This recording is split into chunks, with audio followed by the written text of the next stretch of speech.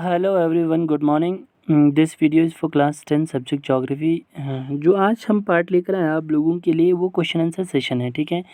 Chapter पूरा complete नहीं हुआ है, फिर भी आप लोगों को ये क्वेश्चन आंसर बीच में हम करना चाह रहे हैं ताकि आप लोग थोड़ा बहुत क्वेश्चन आंसर भी साथ में करते जाएं, ठीक है।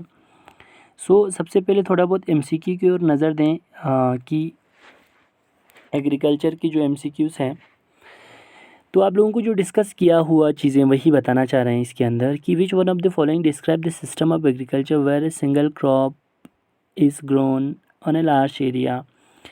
इन सभी पार्ट में से कौन सा पार्ट ये डिस्क्राइब करता है कि जहाँ पे सिंगल क्रॉप उगाया जाता हो, where a single crop are grown, एक लार्ज एरिया में, तो वो सबसे ज़्यादा प्लांटेशन एग्रीकल्चर हो सकता है। शिफ्टिंग एग्रीकल्चर में तो सिंगल क्रॉप नहीं उगाते हैं, अलग अलग क्रॉप उगाते हैं। प्लांटेशन एग्रीकल्चर हो सकते हैं जहाँ पे खासकर अगर टी है तो टी की बहुत ज़्यादा कल्चराइजेशन लंबे लंबे एरिया तक किया जाता है। हॉर्टिकल्चर में different type of fruit and flower की करते हैं।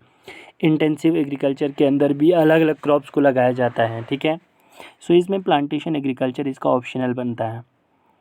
दूसरा है कि which one of the following is a rabi crop, इनमें से सब विंटर क्रॉप कौन सा है।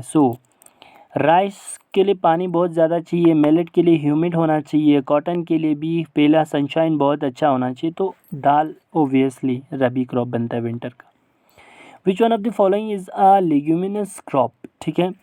इनमें से सबसे जो ज़्यादा आप लोगों को यानी क्या बोलते हैं उसको, जो एक मटर की शक्ल में या दाल की शक्ल में कौन सा होता है, ख़ासकर बीन्स की फैमिली वाले क्रॉप्स को लेग्यूमिनस क्रॉप बोला जाता है, ठीक है। लेग्यूमिनस क्रॉप बोला जाता है। इसमें जवार नहीं, मैलेट नहीं, सीसम नहीं, तो पल्सेस, ऑब्वियसली पल्सेस के जो सारे हैं वो बीन्स के फैमिली में से ग्रो होकर निकलते हैं, ठीक है। तो विच one of the following is announced by the government of India in support of crops. देखो, इन चारों में से सबसे ज़्यादा मैक्सिमम सपोर्ट प्राइसेस, ठीक है।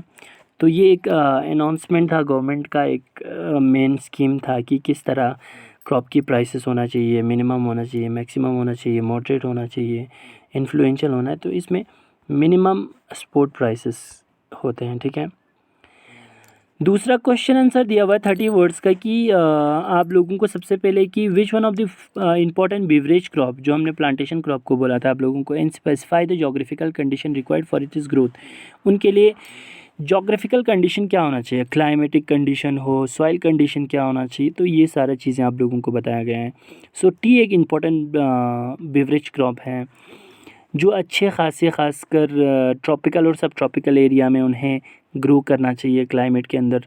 फर्टाइल और ख़ासकर वेल ड्राइंड सॉइल हो, रिच ह्यूमस हो, ऑर्गेनिक मैटर होना चाहिए, जहाँ पे टी की उत्पादन बहुत अच्छा हो जाता है।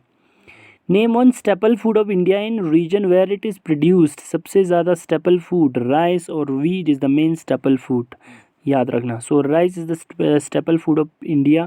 It grow in the plain of north east India, coastal area and deltaic region. सबसे ज़्यादा जहाँ पे इसकी उत्पादन हो जाता है। Enlist the various institutional reform program introduced by the government of India in the entrance of हमने आप लोगों को बोला भी गया था और पढ़ना भी है, और अभी पढ़ा भी नहीं है, पढ़ना भी आप लोगों को, और पढ़ा भी था थोड़ा बहुत आप लोगों को। तो इसमें बहुत सारे ऐसे इंस्टीट्यूशनल रिफॉर्म्स प्रोग्राम्स किया है गवर्नमेंट द्वारा, जिन्होंने इंट्रोड्यूस किया था कि फार्मर को किस तरह बेनिफिट मिला जाए, ठीक है। मिनिमम सपोर्ट प्राइस पॉलिसी का एक इंस्टीट्यूशनल रिफॉर्म प्रोग्राम चला था उन्होंने, प्रोग्राम्स चलाए हैं। प्रोविज़न ऑफ क्रॉप इंश्योरेंस का होना चाहिए, सब्सिडी मिलना चाहिए एग्रीकल्चर इनपुट पे, रिसोर्स के अंदर पावर सही हो, फर्टिलाइज़र्स पे सब्सिडी मिले, ग्रामीण बैंक द्वारा का किसान क्रेडिट कार्ड उन्हें इशू हो, पर्सनल जो ख़ासकर जितने सारे एक्सीडेंट इंश्योरेंस स्कीम्स है उनको भी चलाया जाए। ये सारा ख़ासकर प्रोग्राम्स चलाया गया है गवर्नमेंट द्वारा ताकि आसानी हो जाए किसानों के लिए। अब चौथा है आप लोगों को कि the land under cultivation had got reduced day by day, can you imagine it's consequences.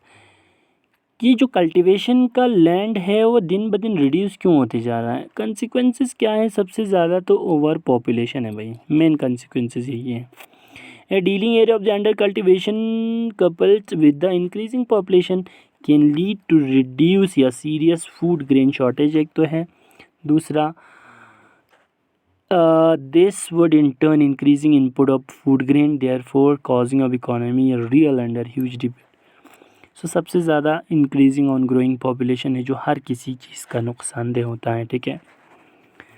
Third question में आप लोगों को डिस्कस किया गया है कि 120 वर्ड में कि कैसे खासकर गवर्नमेंट इनिशिएटिव लिया गया है खासकर एग्रीकल्चर प्रोडक्शन को बढ़ाने के लिए।